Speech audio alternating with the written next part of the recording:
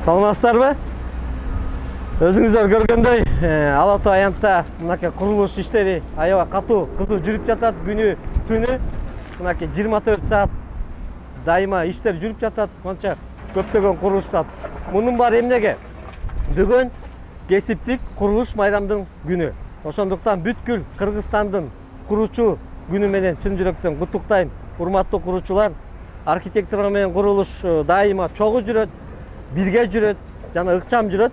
Ошондуктан силерге, урматтуу куруучулар, кааларым изденүү, чыгармачылык, эрдик, сиз бар болгондуктан ушу биздин мекемебиз курулук тармак өнүгүп, өсүгүп, жана жаңы мындай комплекстер, имараттар салынып, ошол бул Кыргызстандын өнүгүшүнүн бир локомотивин бир өнүктүрүп жүрөсүңөр. Ошондуктан силерге ишиңизге ийгилик албан алдыда көп дагы чоң жумуштарды жасай берели.